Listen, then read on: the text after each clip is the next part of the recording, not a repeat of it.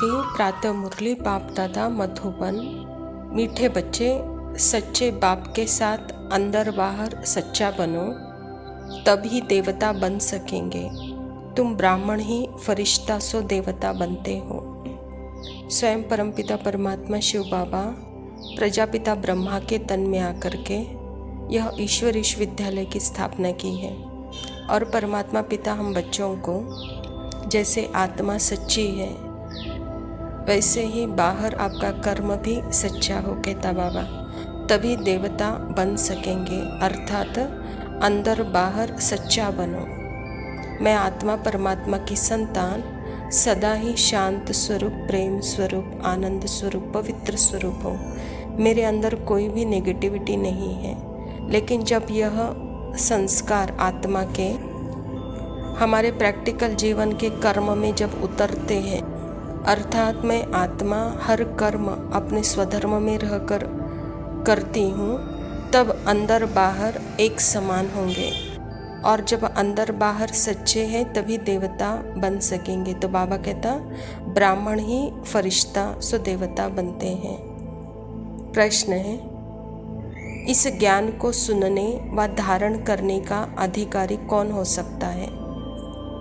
बाबा कहता उत्तर में, जिसने ऑलराउंडर पार्ट बजाया है, जिसने सबसे जास्ती भक्ति की है, वही ज्ञान को धारण करने में बहुत तीखे जाएंगे।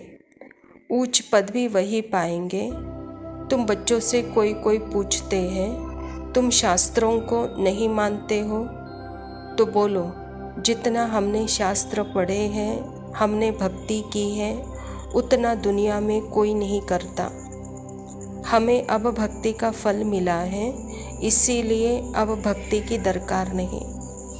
स्वयं परमपिता परमात्मा इस तरह पर आते हैं भक्तों को भक्ति का फल देने। और जिसने सबसे जास्ती भक्ति की है उसको ही ज्ञान मिलता है। अर्थात उनको ही परमात्मा स्वयं अपना परिचय प्रजापिता ब्रह्मा के तन के द्वारा देते हैं। और परमात्मा को जो पहचानते हैं, परमात्मा के श्रीमत अनुसार जब चलते हैं, परमात्मा को पाने के लिए मैंने भक्ति की, शास्त्र पढ़ा, जप किया, व्रत किया या आरतियाँ की है, अब वह आने के बाद यह सब करने की ज़रूरत नहीं होती है। क्योंकि अभी हमारा जीवन श्रेष्ठ बनाने के लिए परमात्मा जो डायरेक्शन देते हैं, श्रीमत देते हैं, वह करने की आवश्यकता है, न भक्ति करने की आवश्यकता है।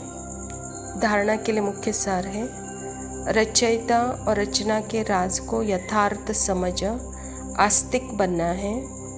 ड्रामा के ज्ञान में मूंझना नहीं है। अपनी बुद्धि को हद से निकाल बेहद में ले जाना है। मैं कौन हूँ, परमात्मा पिता कौन है, इस राज को यथार्थ समझकर आस्तिक बनो, कहता बाबा।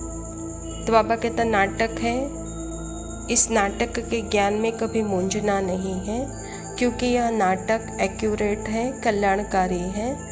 तो बच्चे इस नाटक से बुद्धि निकाल, हद से निकाल, बेहद में आओ जाओ, कहता बाबा। अर्थात अपने यथार्थ स्वरूप के अनुभूति में रहो।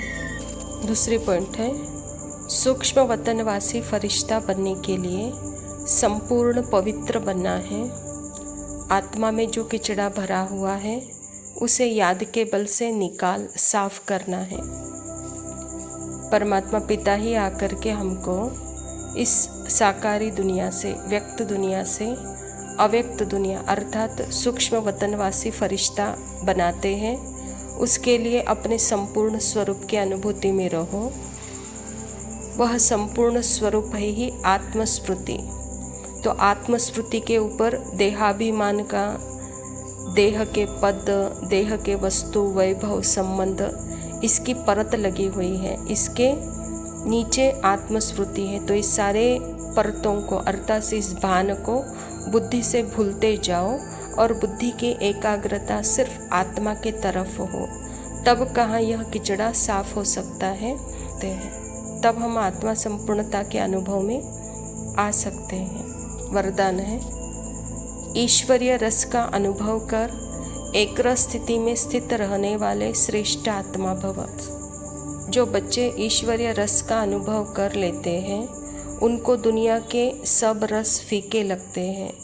जब है ही एक रस मीठा तो एक ही तरफ अटेंशन जाएगा ना, सहज ही एक तरफ मन लग जाता है, मेहनत नहीं लगती।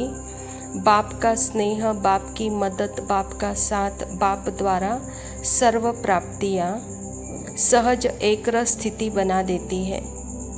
ऐसी एकरस स्थिति में स्थित रहने वाली आत्माएं ही श्रेष्ठ है। स्वयं परमपिता परमात्मा शिव बाबा खुद अपना परिचय हम बच्चों को देते हैं। परमात्मा अर्थात ही wholesale all in one mall है। जैसे मॉल में जाते हैं तो आजकल वहाँ सारा सामान, फर्नीचर, सोना, हीरे, मोती, माणिक, वस्तुएं, सब्जियाँ, फल, अर्थात उस मॉल में ऑल इन वन मिलता है। तो ऐसे ही परमात्मा ऐसी शक्ति है, वहाँ सहज ही सर्व प्राप्तियाँ एक सेकेंड में हमको अनुभव हो सकती है।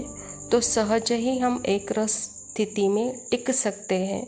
तो जब सहज ही एक से सब प्राप्तियाँ होती है तो अनेक के तरफ अटेंशन हमारा जा नहीं सकती। इसीलिए सब छोड़ करके एक परमात्मा की तरफ हमको अटेंशन देना है, इसका अभ्यास बढ़ाना है।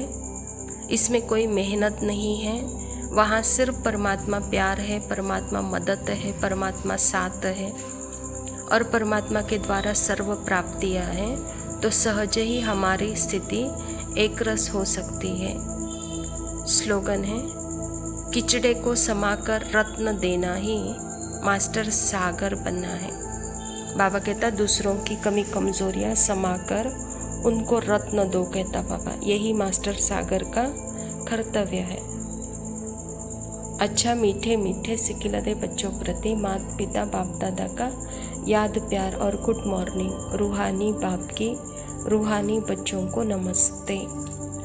हम रूहानी बच्चों के रूहानी बाप दादा को याद प्यार और नमस्ते।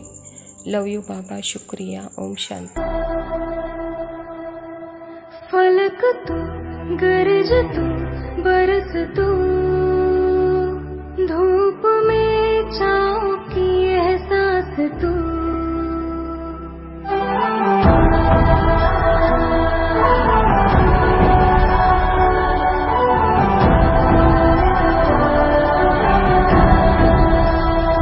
जीत तू, जान तू, जहान तू, हो गई इतिहास का ताज तू।